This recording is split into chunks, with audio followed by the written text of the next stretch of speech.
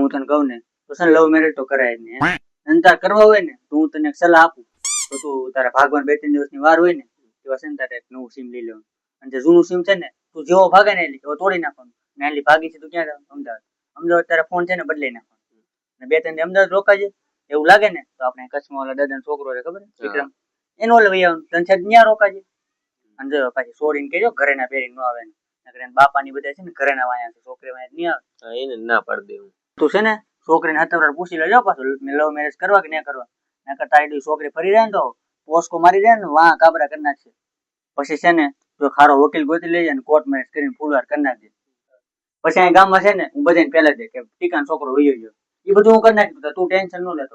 તું ખબર કરી સમજાઈને કહી દે. હા હું તને બધી ખબર કરી દઈશ. અને જો હું તને ખાસ વાત કહું તારે ભાગવાનું હોય ને એ પેલા મને છે ને ફોન બોન ન કરતો. અને પૈસા બેસીને જોવે ને તો મારા પાસે લઈ લેજે, પણ ભાગ્યા પહેલા બધું લઈ લેજો. ભાગ્યા પછી મને ફોન બોન ન કરતો. વોટ્સઅપ કોલ કરું તો? હા વોટ્સઅપ કરજો. વોટ્સઅપમાં હું તને બધું એટલે માહિતી આપી હું થાય છે હું છે નહીં બધું તને કહી દઈશ.